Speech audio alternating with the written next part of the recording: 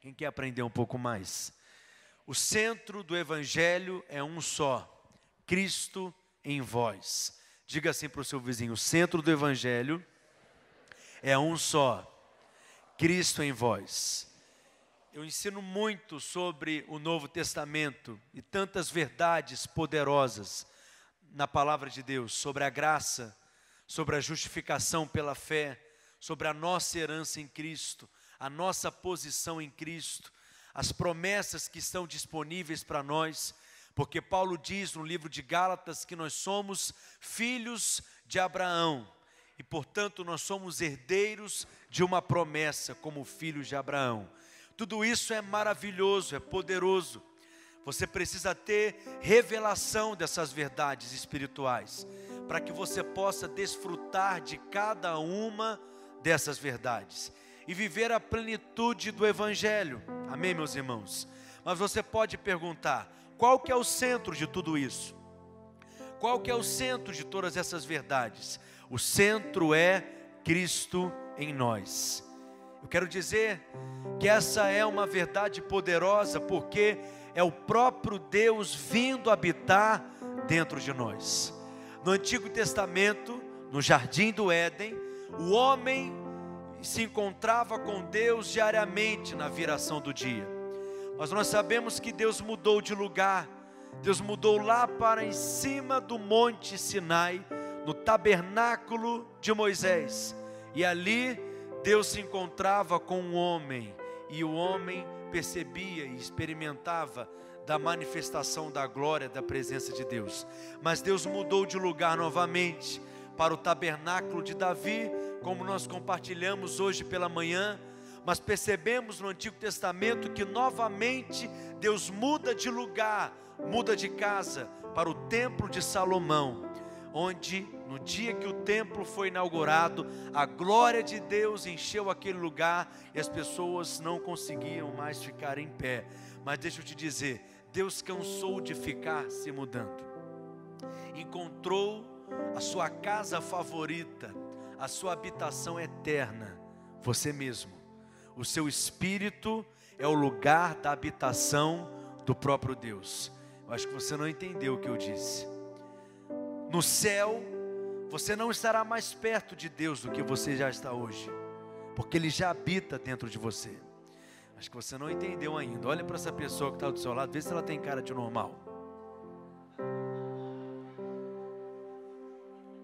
Olha bem se ela tem cara de normal. Por que ela não é normal? Porque são pessoas que carregam o próprio Deus dentro delas. Há verdades espirituais que nós entendemos na mente. Quantos sabem aqui que o Espírito Santo habita dentro de você?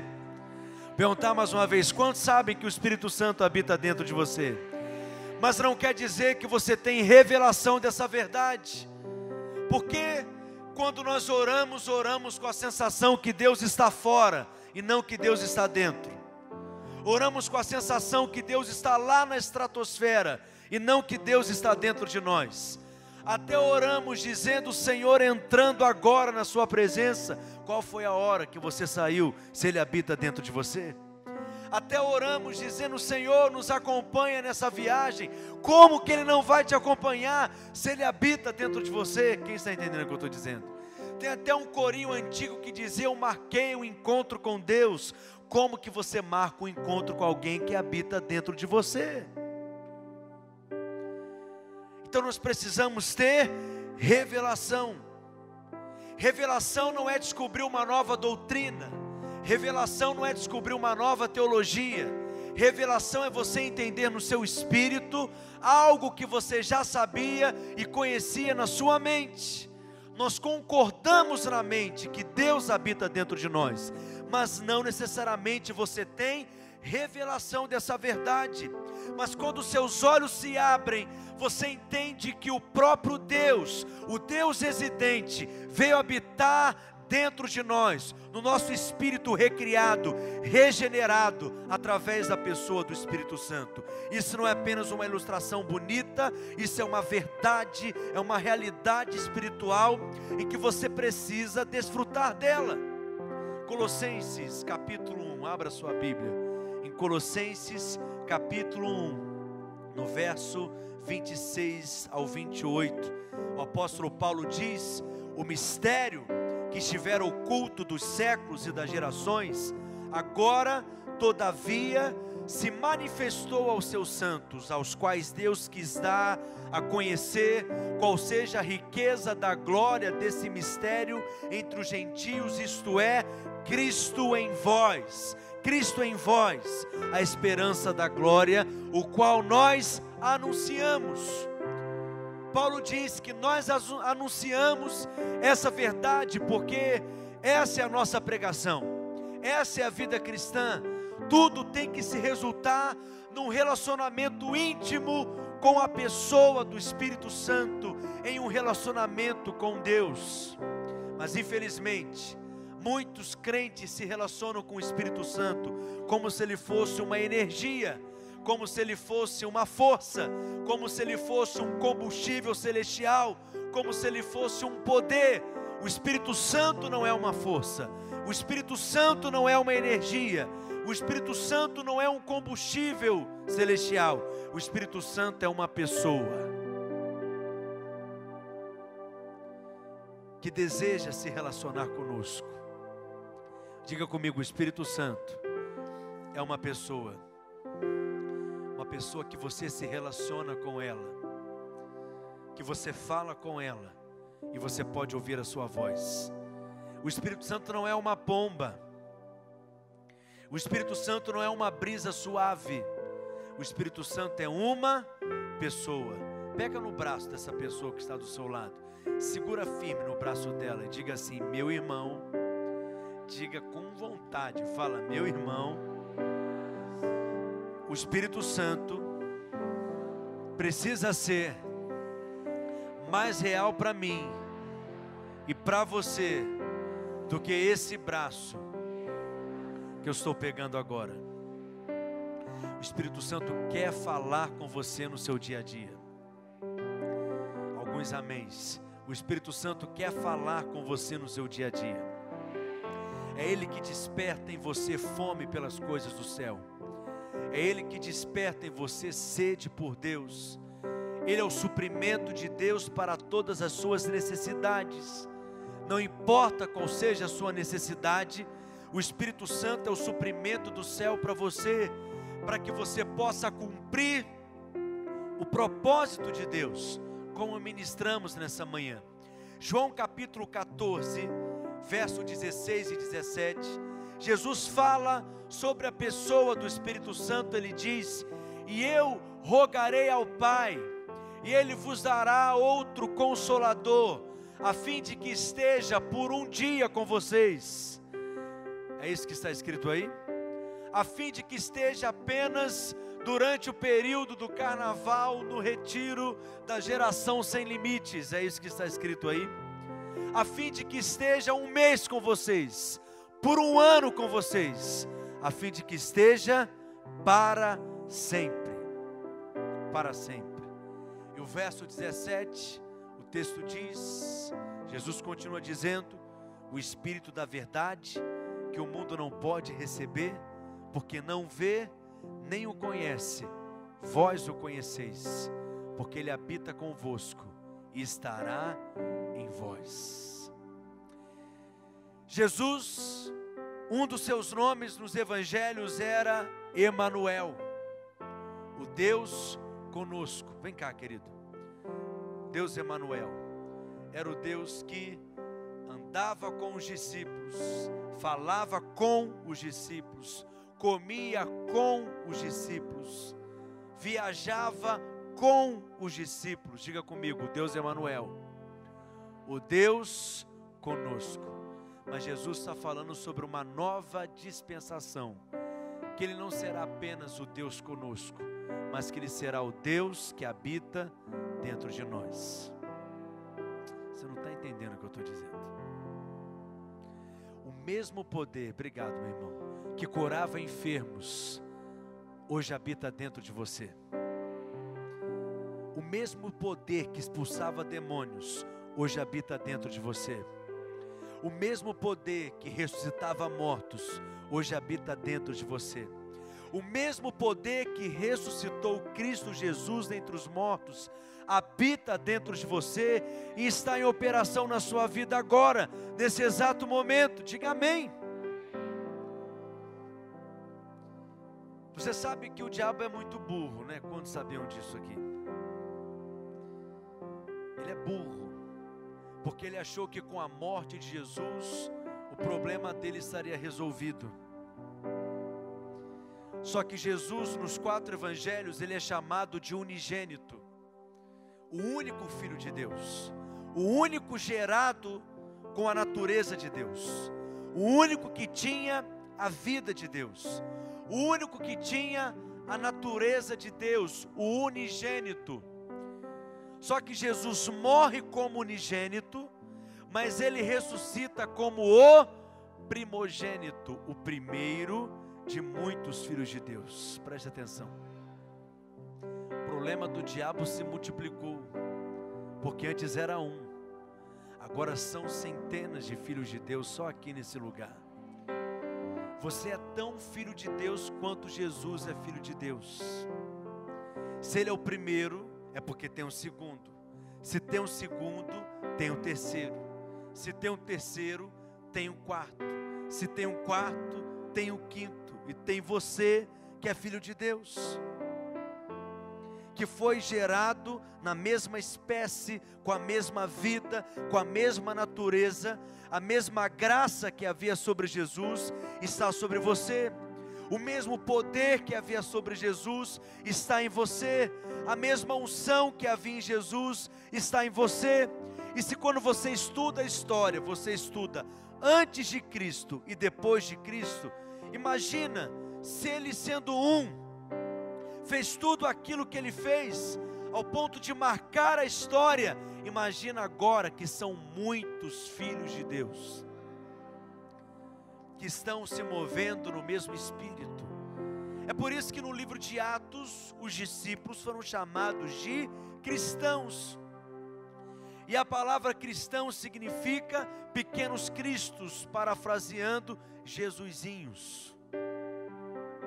Porque as pessoas olhavam para os discípulos e reconheciam que sobre eles estava a mesma unção que estava sobre Jesus. Sobre eles estava a mesma habilidade, a mesma autoridade que estava em Jesus. E os discípulos faziam as mesmas obras. Eu amo o texto quando a Bíblia diz em Atos que aqueles que têm colocado o mundo de cabeça para baixo chegaram até aqui. Porque na verdade eles iam por toda parte fazendo o bem, porque eles foram ungidos com o poder do Espírito Santo. Essa palavra fazer o bem, no significado original no grego, quer dizer, eles tornavam as coisas como elas deveriam ser. Por isso que quando eles encontravam com o enfermo era curado. Quando eles encontravam com o oprimido por algum demônio, ele era liberto. Quando eles encontravam com algum morto, o morto ressuscitava. Porque eles tornavam as coisas como elas deveriam ser. Por isso o texto diz, eles têm colocado o mundo de cabeça para baixo. Na verdade, eles estavam colocando o mundo na posição certa, porque eles tornavam as coisas como elas deveriam ser. E é sobre isso que vão falar a respeito de vocês. Aqueles que têm colocado Friburgo de cabeça para baixo chegaram até aqui. Não é você que faz, não é na sua força, não tem nada a ver com você, mas tem a ver com a pessoa do Espírito Santo que habita dentro de você. Por isso Jesus disse, eu rogarei ao Pai. E qual foi a oração que Cristo fez, que o Pai não respondeu? E ele disse, para que ele envie o Consolador. A palavra Consolador no grego é a palavra Paráclitos. Diga Paráclitos. Se puder aumentar só um pouquinho do meu retorno, por gentileza. Paráclitos significa tem 7 significados. 7 palavras poderosas, cruciais. Consolador, Paráclitos, é a pessoa do Espírito Santo. Primeiro significado, você que está anotando, é confortador. O Espírito Santo é o seu confortador, é aquele que te refaz, é aquele que te refrigera, é aquele que te renova, é aquele que te fortalece. Amém, meus irmãos? Digo, o Espírito Santo é o meu confortador. A segunda palavra que define Paráclitos é encorajador. Quando você pensa em parar, quando você pensa em desistir, quando você se encontra frustrado, abatido, desanimado, o Espírito Santo é aquela pessoa maravilhosa que não para de pensar em você em nenhum segundo do seu dia, em como Ele pode te abençoar, em como Ele pode te encorajar. Em todo o tempo Ele habita dentro de você dizendo: não pare, não desista, permaneça, persevere, a promessa está aí, a palavra está aí. Tire os seus olhos das circunstâncias, coloque os seus olhos em Cristo, tire os seus olhos de si mesmo, fixe os seus olhos na promessa. O Espírito Santo é o seu encorajador. A terceira palavra que define Paráclitos é conselheiro. O Espírito Santo foi enviado para ser o nosso conselheiro. Quando você não sabe o que falar, quando você não sabe o que fazer, quando você não sabe que decisão tomar, qual porta entrar, qual caminho escolher, o Espírito Santo é aquele conselheiro que fala exatamente aquilo que você precisa ouvir, na pinta, na mosca. O Espírito Santo, Ele é o seu conselheiro. A quarta palavra que define Paráclitos é ajudador. Pense em qualquer situação que você esteja enfrentando, qualquer momento que você esteja passando na sua vida, o Espírito Santo, Ele quer te ajudar. Vou dizer mais uma vez, o Espírito Santo, Ele quer te ajudar. Veja bem, Ele não foi chamado de feitor, Ele foi chamado de ajudador, porque você faz, mas Ele te ajuda. Você lidera a sua célula, mas Ele te ajuda. Você discipula, mas Ele te ajuda. Você ministra, mas Ele te ajuda. O Espírito Santo é o seu ajudador. Em qualquer necessidade, Ele quer te ajudar. A quinta palavra que define Paráclitos é advogado. Você tem um advogado diante do Pai, para lembrar que você é justo, que Deus não enxerga culpa em você, porque você já foi justificado pela obra de Cristo na cruz. Por mais que o diabo vire para você dizendo: eu sei o que você fez no verão passado, você tem um advogado diante do Pai. O Espírito Santo é o seu advogado. Amém, meus irmãos? Intercessor é a sexta palavra que define Paráclitos. O intercessor é aquela pessoa influente, é aquele amigo influente que se coloca entre o maior, quem está entendendo, e o menor. Entre o maior e o menor, é aquele que intercede por nós, que Paulo diz que nos ajuda em nossas fraquezas. Isso quer dizer que, imagine algo que você não dá conta de carregar sozinho, que é tão pesado, o Espírito Santo, Ele vem e te ajuda a carregar aquela situação. Ele é o seu intercessor. Ele intercede por nós com gemidos inexprimíveis, que todos os comentaristas bíblicos concordam que é o falar em línguas. Essa linguagem sobrenatural de oração, nós não entendemos todas as implicações que envolvem aquele propósito pelo qual nós estamos orando. Por isso que aquele que ora em outras línguas, ele conta com a ajuda do Espírito Santo para orar. Ele conta com a intercessão do Espírito Santo, e ele ora de forma exata, ele ora de forma, enfim, no ponto certo, porque o Espírito Santo é aquele que conhece o coração de Deus. Amém, meus irmãos? E a última palavra que define Paráclitos é aquele lado a lado. Na segunda-feira, o Espírito Santo, ele está lado a lado. Na terça-feira, o Espírito Santo, ele está lado a lado. Amanhã, quando vocês estiverem retornando para Nova Friburgo, eita, quase que não saiu, falei certo? Friburgo, falei certo agora. O Espírito Santo, ele permanece lado a lado.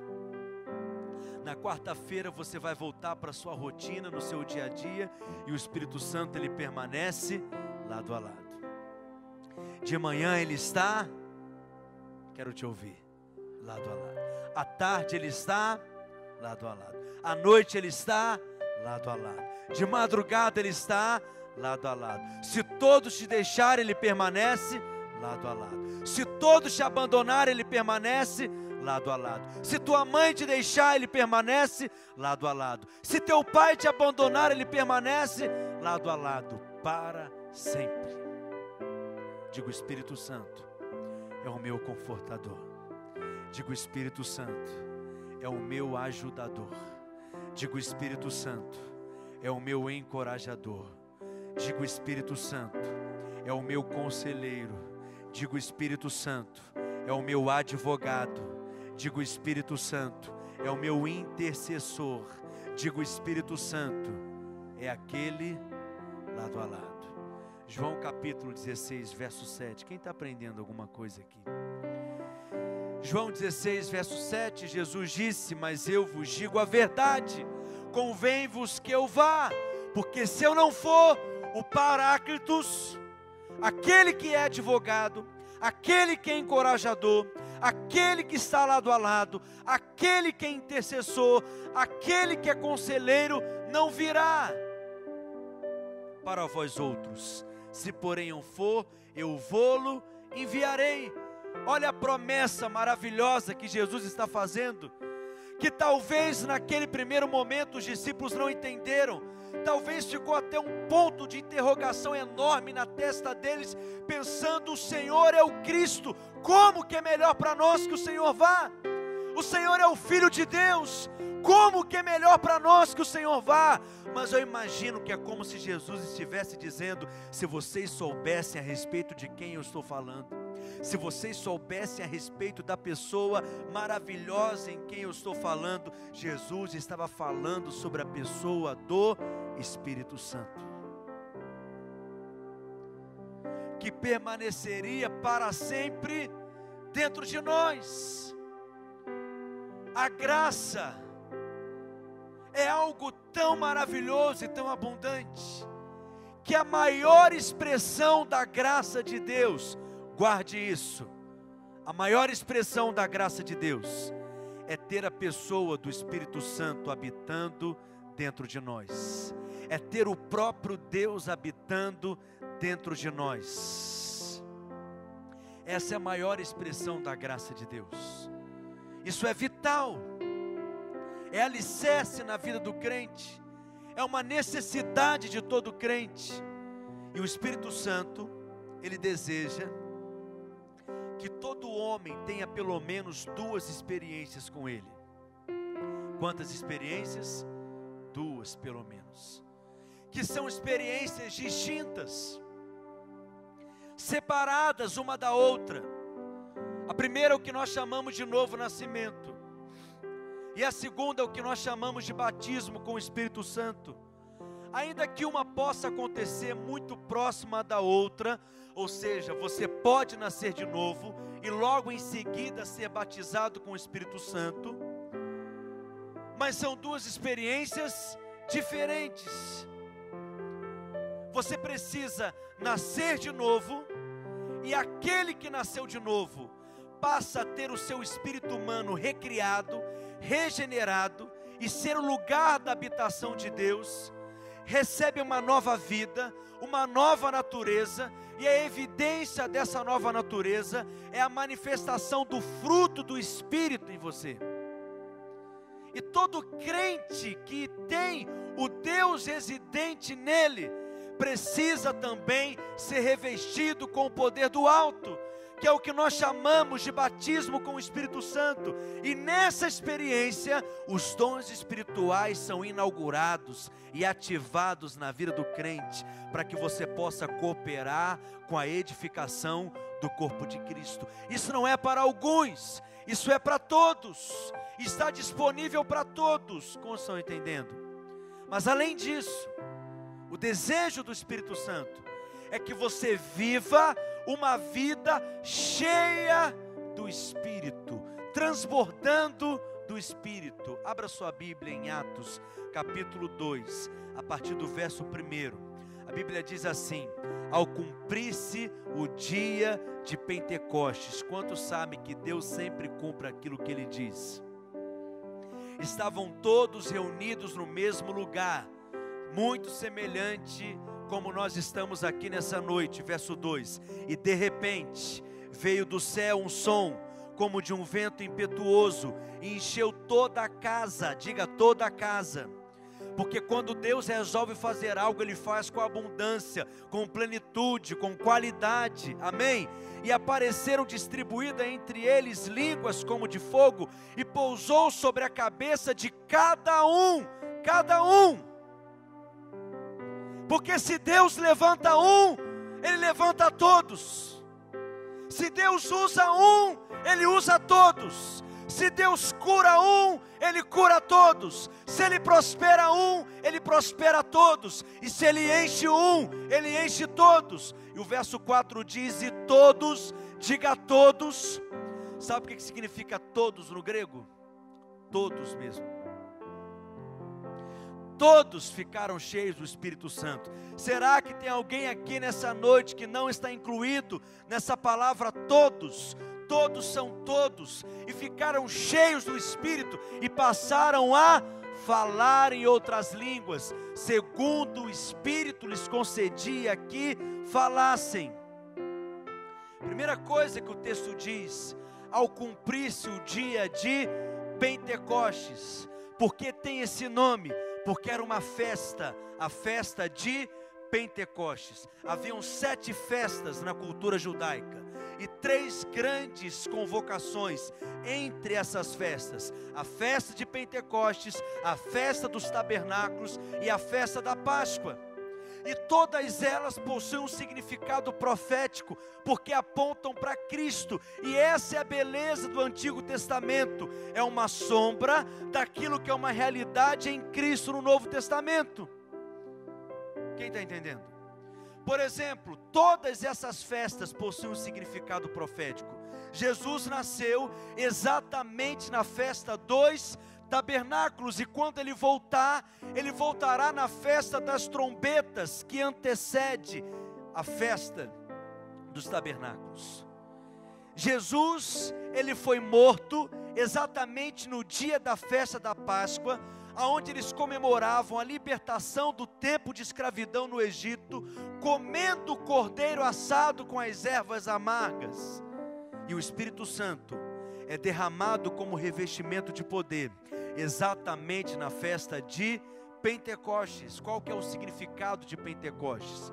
Eram 50 dias após a Páscoa, essa festa era celebrada. Era chamada também de festa das semanas. Na festa de Pentecostes, eles celebravam a colheita e ofereciam ações de graças a Deus pela colheita, e consagravam a nova colheita que estava por vir. É por isso que um dos nomes da festa de Pentecostes na Bíblia é também festa da colheita. Preste atenção, Deus é um Deus de agenda e de lugares. Não foi por um acaso que o Espírito Santo foi derramado exatamente na festa da colheita. Por quê? Porque quando eles foram revestidos com poder, eles estavam sendo colhidos para Deus, completamente arrebatados por inteiro para Deus. Eles eram a colheita de Deus, mas eles também estavam sendo revestidos de poder para fazerem parte da grande colheita. Tanto é que Pedro, quando se levanta para pregar, logo em seguida, pela primeira vez, 3.000 pessoas foram colhidas naquele dia. Quem está entendendo? Mas há um outro ponto de vista para os judeus da festa de Pentecostes. Quem quer aprender um pouco mais? Deixa eu te ensinar. Primeiro Pentecostes na Bíblia aconteceu após 50 dias da Páscoa. O povo foi liberto do Egito. Em cima do monte, Deus entrega a lei para Moisés nas tábuas. Moisés desce do Monte Sinai e se frustra com o povo, fica completamente decepcionado, porque o povo estava adorando um bezerro de ouro.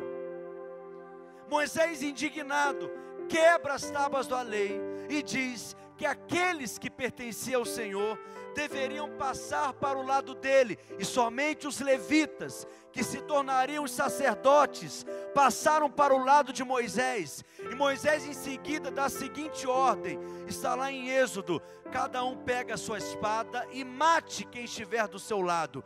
Êxodo 32, se eu não me engano. E a Bíblia diz que naquele dia 3.000 pessoas foram mortas. Quando? No primeiro Pentecostes. Mas eu tenho uma boa notícia para você. Aconteceu um novo Pentecostes, 50 dias após a Páscoa também. E nesse novo Pentecostes, o Espírito Santo foi derramado com poder, e 3.000 pessoas foram salvas. No primeiro Pentecostes, 3.000 pessoas morreram. No novo Pentecostes, na nova aliança, 3.000 pessoas foram salvas. Você não está entendendo? Porque a antiga aliança é uma aliança de condenação, mas a nova aliança é uma aliança de justificação, de vida. O primeiro milagre de Moisés foi transformar água em sangue. O primeiro milagre de Jesus foi transformar água em vinho. Água em sangue aponta para mortes, está compreendendo? Mas vinho nos fala de vida. Porque a nova aliança é superior à antiga aliança. O primeiro Pentecostes aconteceu no Monte Sinai e 3.000 pessoas morreram. O novo Pentecostes aconteceu no Monte Sião e 3.000 pessoas foram salvas. Só que há crentes que até hoje colocam um pé no Monte Sinai e outro pé no Monte Sião, tentando viver na lei e na graça ao mesmo tempo. Deixa eu dizer mais uma vez, a vida cristã não é esforço, a vida cristã é uma vida no descanso, porque é uma vida no Espírito. A vida no Espírito não é esforço. No primeiro Pentecostes, Deus falou sobre as obras dos homens: não farás isso, não farás aquilo outro, não tocarás naquilo. Mas no novo Pentecostes, o Espírito de Deus falou sobre as maravilhosas obras de Deus. Porque Ele não veio para glorificar as obras dos homens, Ele veio para glorificar a Cristo, a obra de Cristo na cruz. Volta para o texto de Atos, capítulo 1 agora, no verso 4.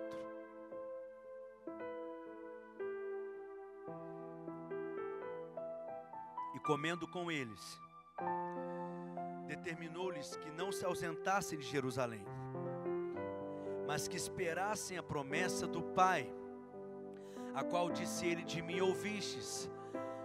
Há muitas promessas na Bíblia, mas essa é a promessa, é a maior de todas. Qual que é? Deus mesmo vindo habitar dentro do crente regenerado. Esse é o centro do Evangelho, Cristo em vós. Gálatas capítulo 3, verso 14, anote aí, Gálatas 3,14, o apóstolo Paulo, ele diz: para que a bênção de Abraão chegasse aos gentios em Jesus Cristo, a fim de que recebêssemos pela fé o Espírito prometido, como Jesus prometeu. O alvo final de tudo é exatamente o cumprimento dessa promessa, é receber o Espírito Santo habitando dentro de nós. Isso se cumpre, por exemplo, na vida dos discípulos em João, capítulo 20, verso 22. João 20, 22, a Bíblia diz: e havendo dito isto, soprou sobre eles e disse-lhes: recebei o Espírito Santo. E naquele momento, os discípulos nasceram de novo e receberam o Espírito Santo como vida, o sopro do Espírito como vida. Amém, meus irmãos? Mas em Atos capítulo 2, não foi um sopro, mas foi um vento impetuoso, porque eles receberam o Espírito Santo como revestimento de poder. Você precisa ter a experiência do sopro, e você precisa ter a experiência do vento impetuoso. Você precisa receber o Espírito Santo como vida, e você precisa receber o Espírito Santo como revestimento de poder. Seus olhos precisam se abrir para essa verdade. Por quê? Porque na antiga aliança, os homens não tinham o Espírito Santo habitando dentro deles. Eles tinham o Espírito Santo sobre eles. E mesmo assim, para cumprirem uma função e um propósito específico.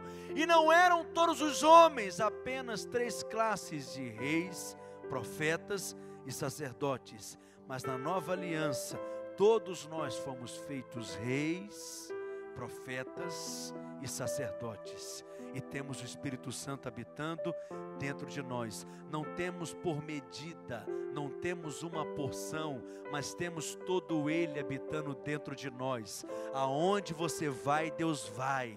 Aonde Deus vai, você vai.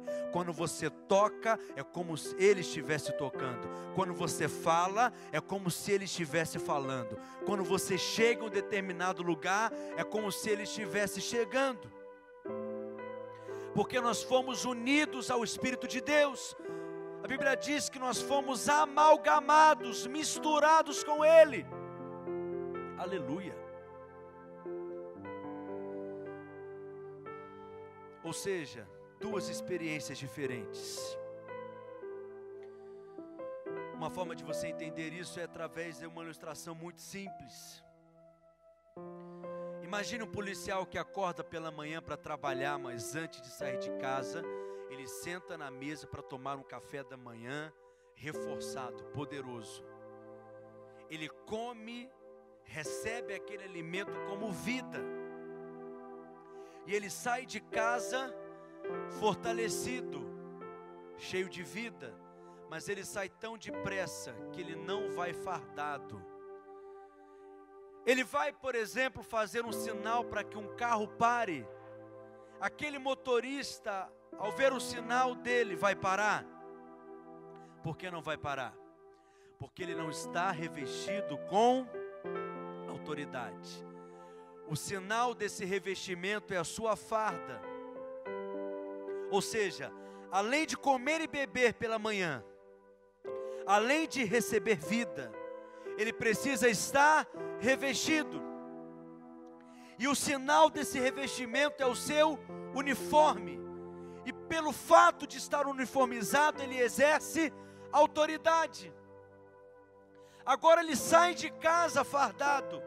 Ele está numa avenida, com um caminhão enorme vindo na direção dele. E ele faz um sinal, e aquele motorista para imediatamente. Por quê? Porque o policial é grande? Não. Porque o policial é forte? Também não. Porque o policial é alguém capaz? Também não. Não tem nada a ver com ele, tem a ver com aquilo que ele está revestido. É por isso que tem demônios que passam por cima dos crentes. Eles recebem o Espírito como vida, mas eles precisam também estar fardados, uniformizados, revestidos de poder, para que possam exercer autoridade. E essa experiência é o que nós chamamos de batismo com o Espírito Santo. Amém, meus irmãos? Mas além de ser batizado com o Espírito Santo e receber o Espírito Santo como vida, você precisa ter um estilo de vida, uma vida cheia do Espírito Santo. Atos capítulo 2, verso 4 diz que todos foram cheios do Espírito Santo. Atos capítulo 4, verso 31 diz: tendo eles orado, tremeu o lugar onde estavam reunidos, e todos ficaram cheios do Espírito Santo. Porque não era um evento, era um estilo de vida. Ser cheio do Espírito não é um evento de um feriado de carnaval. Ser cheio do Espírito é o estilo de vida do crente.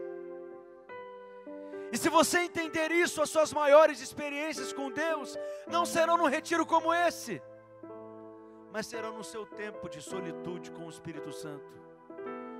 Você não vai precisar que alguém ponha as mãos sobre a sua cabeça, ou da oração de um missionário americano poderoso. Quem está entendendo o que eu estou dizendo?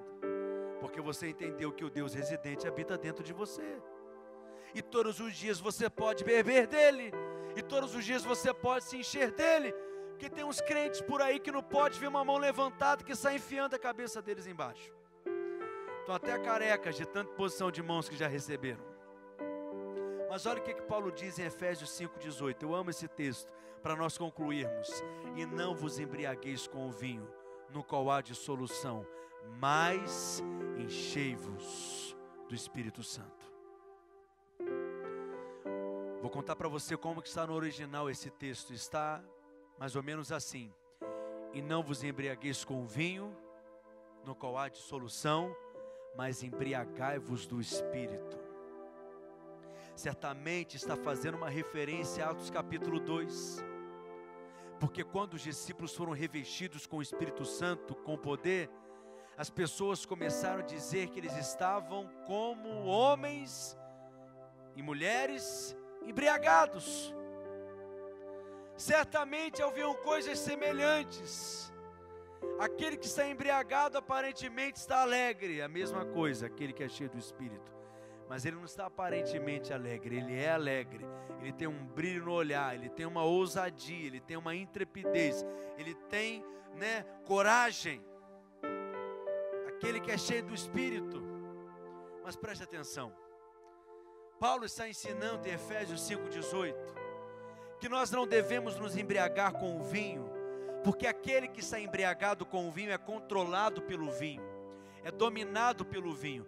Mas nós devemos nos embriagar com o Espírito Santo, porque aquele que é embriagado com o Espírito Santo é controlado pelo Espírito, é influenciado pelo Espírito, é governado pelo Espírito. Quem está entendendo o que eu estou dizendo? Aquele que está embriagado com o vinho, ele está sob a influência do vinho, mas aquele que está cheio do Espírito, ele é influenciado pelo Espírito, ele é controlado pelo Espírito. Não é no seu esforço, você apenas tem que andar no Espírito. Só que nós invertemos o ensino de Paulo.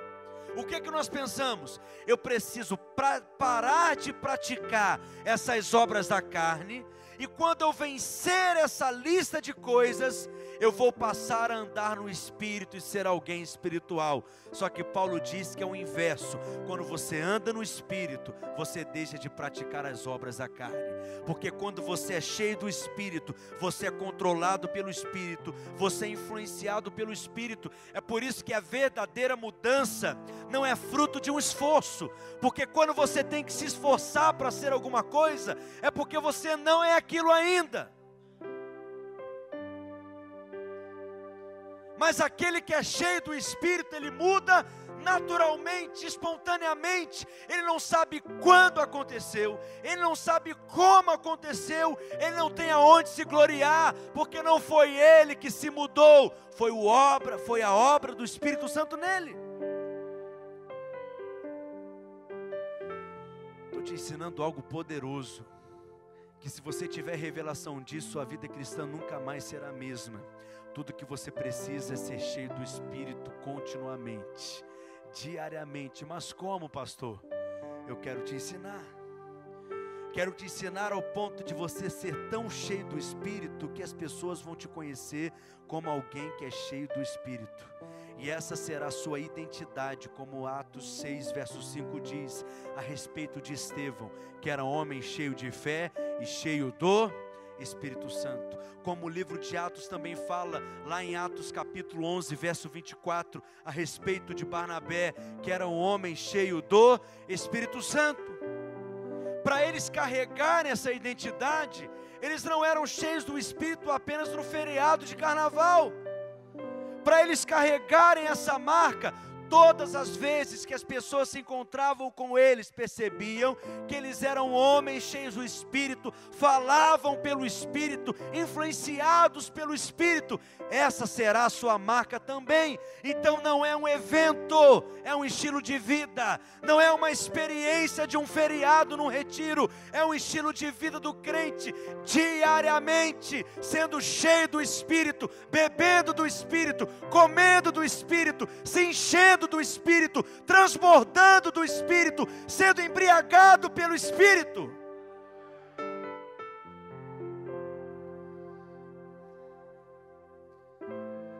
A ponto de ser completamente controlado pelo Espírito.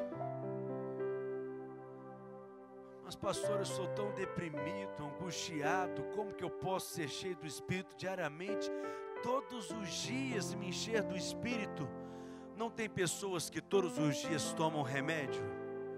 Não tem pessoas que todos os dias tomam uma certa injeção diariamente? Por que você não pode todos os dias tomar uma dose do Espírito Santo? E se encher do Espírito Santo? E de repente aquela circunstância vai ser transformada. Aquela depressão vai embora. Aquele ambiente dentro da sua casa vai ser completamente transformado. Por quê? Porque você é um crente cheio do Espírito. Mas como se encher do Espírito continuamente? Como ter esse estilo de vida de alguém cheio do Espírito? Primeira coisa, anote aí: rejeite a passividade. Paulo diz: enchei-vos do Espírito. Está no modo imperativo. Porque não é um pedido, é uma ordem. E não é o seu pastor que te enche do Espírito.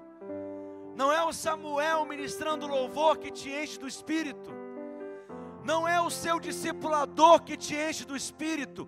É você que se enche do Espírito. E aí as desculpas já não existem mais, porque não depende do louvor, não depende de quem está ministrando na plataforma, não depende do seu líder de célula, depende de você rejeitar a passividade e decidir ter uma vida cheia do Espírito. E olha que interessante, essa expressão enchei-vos, no original grego, dá uma ideia de continuidade. É como se fosse assim: seja cheio do Espírito, continuamente sendo cheio do Espírito. Ou seja, assim como você não consegue parar de respirar, não pare de se encher do Espírito. Assim como você não pode parar de respirar, não pare de se encher do Espírito, mas seja cheio do Espírito, sendo cheio mais ainda do Espírito, e continue sendo cheio do Espírito. É ter o seu espírito aceso para Deus, inclinado para Deus, direcionado para Deus.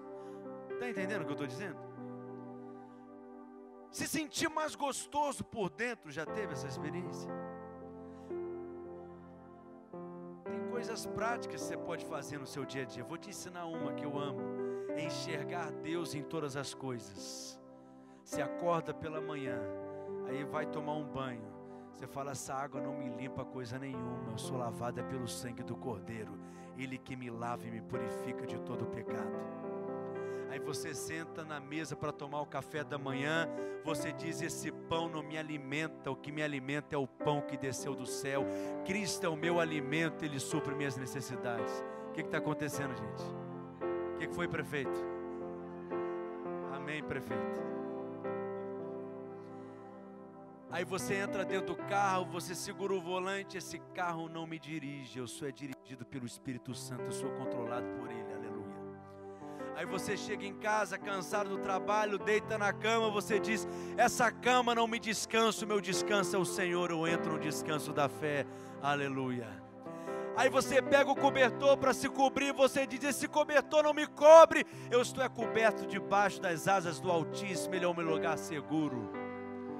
Vai dizer que isso não te enche do Espírito? Ou você invoca o nome do Senhor Jesus, lá na sua faculdade, você vai ministrando ao coração dele, as pessoas falam palavrão o tempo inteiro, que você não pode dar um glória a Deus. As pessoas contam piadas sujas continuamente. Por que você não pode falar sobre as coisas do céu? Suas palavras ou atraem o Espírito, ou as suas palavras afastam o Espírito. Por quê? Isso me introduz no segundo princípio para ser cheio do Espírito. Nós somos cheios do Espírito falando. Verso 19 do capítulo 5 de Efésios. Falando entre vós. Isso quer dizer que ninguém é cheio do Espírito com a boca calada. Eu costumo dizer o seguinte, pastor Alceu: crente calado é crente oprimido, crente cheio do Espírito é crente que fala. Mas não é um falar qualquer, é um falar espiritual, é um falar para Deus, é um falar sobre Deus, é um falar em Deus. E quando você começa a falar, o ambiente que você está muda completamente. Já viu aquela pessoa que só o glória a Deus que ela dá na célula muda o ambiente da célula? Eu costumo dizer que são pessoas que têm um espírito forte. Vou te dizer, eu ministro em muitos lugares. Tenho certeza que o Samuel vai testificar da mesma coisa. Tem lugares que o ambiente é difícil, é pesado de ministrar.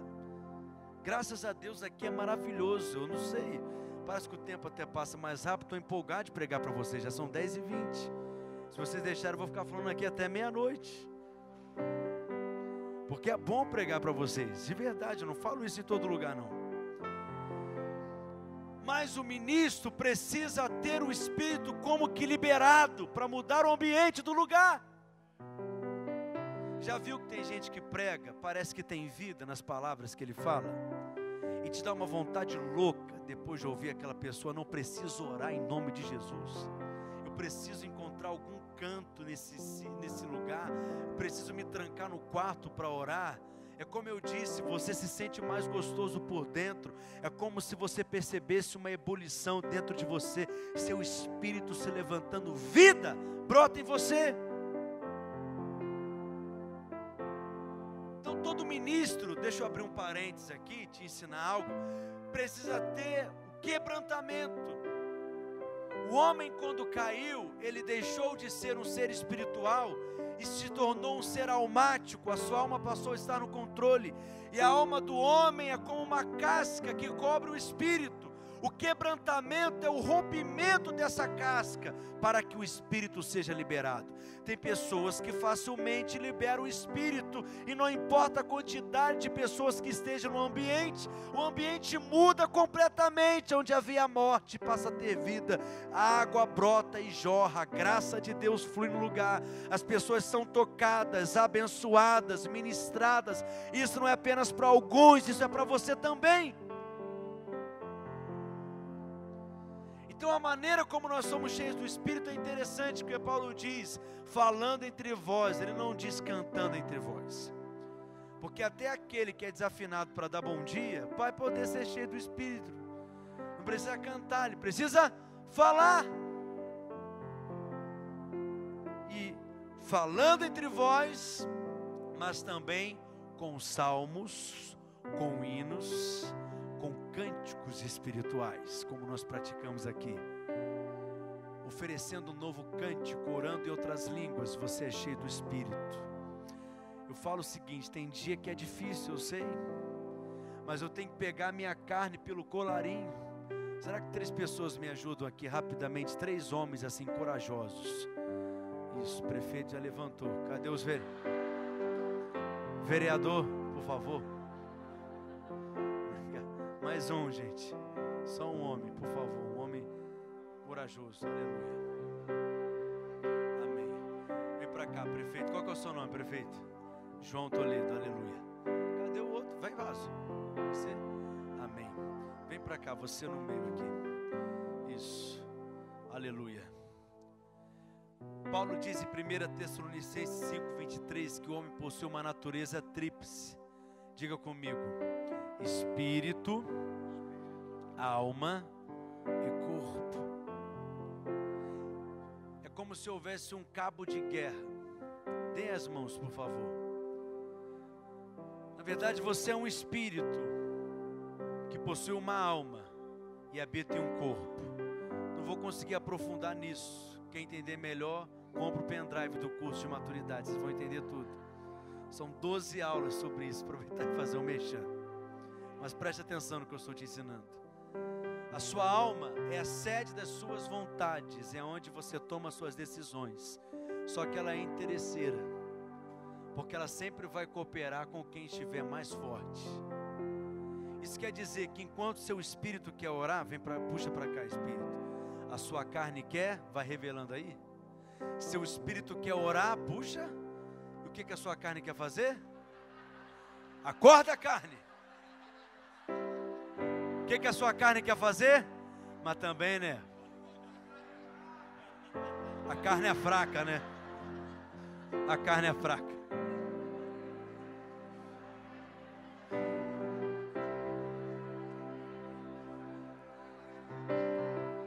Puxa lá, espírito. Enquanto seu espírito quer orar, o que a sua carne quer fazer? Quer lutar por ela. Quer dormir. Enquanto seu espírito quer jejuar, o que a sua carne quer fazer? Conheço tuas obras, pode falar. Quer comer. Enquanto seu espírito quer meditar na palavra, mas esse é um espírito muito forte. Enquanto o seu espírito quer meditar na palavra, o que a sua carne quer fazer? Assistir Netflix. Já viu esse filme em algum lugar? Alguém já viu essa cena? Quem que é o crente espiritual? É o crente que o espírito prevalece. Quem que é o crente carnal? É o crente em que a carne prevalece sobre o espírito. Se você exercitar o seu espírito, ele vai estar fortalecido, a sua alma vai cooperar com o seu espírito. Mas se você não exercita o seu espírito, só faz os desejos da sua carne, a sua alma vai passar a cooperar com a sua carne. E esse é o crente carnal, que também pode ser chamado de crente derrotado na Bíblia. O crente vencedor é aquele que vive a vida no espírito. Obrigado, palmas para os três, por favor. Só que tem dia que não é difícil orar. O que você tem que fazer? Pegar a sua carne pelo colarinho e dizer, nós vamos orar.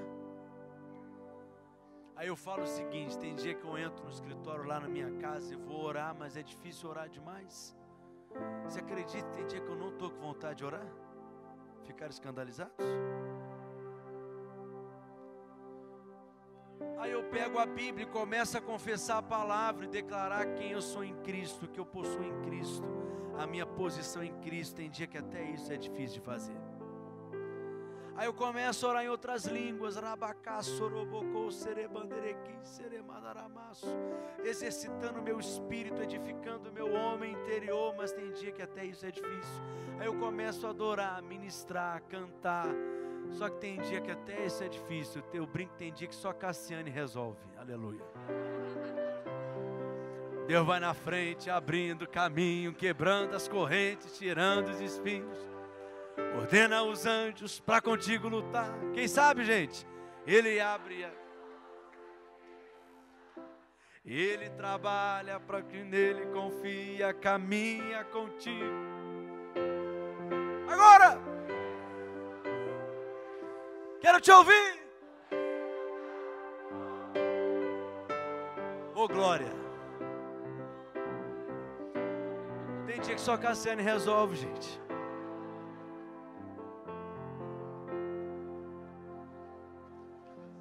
Mas preste atenção. Alguma coisa você vai conseguir fazer. Para ser cheio do Espírito, você tem que rejeitar a passividade. Para ser cheio do Espírito, você precisa falar. Terceiro lugar, verso 20. Para ser cheio do Espírito, você precisa ter ações de graças nos seus lábios. Porque aquele que tem ações de graças tem uma atitude de gratidão. É aquele que viu a graça de Deus. Porque ele reconhece que tudo que ele tem não é fruto do seu mérito, mas que Deus é a fonte de todas as coisas. Então ele só pode expressar com gratidão. Aquele que viu a graça de Deus tem louvor nos seus lábios, mas aquele que é cheio de justiça própria só tem murmuração, reclamação. porque ele acha que merecia algo melhor e não recebeu, porque ele acha que não deveria estar vivendo aquilo e está vivendo. Mas aquele que viu a graça de Deus, ele tem contentamento, alegria, gratidão no seu coração. E quanto mais grato você é, mais cheio do Espírito você é também. Não consigo falar, mas nosso tempo correu. Mas o verso 21 diz o último princípio: para ser cheio do Espírito você precisa se sujeitar uns aos outros. Não, mas estava tão bom para ser verdade. Paulo podia ficar só em cantar, em falar, em oferecer ações de graças. Por que se sujeitar? Porque há autoridades espirituais sobre a sua vida, e você precisa se sujeitar a elas. Ah, pastor, mas eu não quero nenhum líder controlando a minha vida. Nenhum líder deve querer controlar a vida dos seus discípulos. Discipuladores não devem fazer o papel do Espírito Santo na vida dos discípulos. Discipuladores devem ensinar a como seus discípulos devem ser guiados pelo Espírito. Discipuladores devem ensinar os seus discípulos a como ouvir a voz do Espírito, a como discernir a direção do Espírito, a como ter certeza da vontade de Deus, a como ser dirigido pelo Espírito Santo. Mas você deve se sujeitar às autoridades espirituais, porque a principal função de uma autoridade espiritual, sabe qual é? Alimentar você.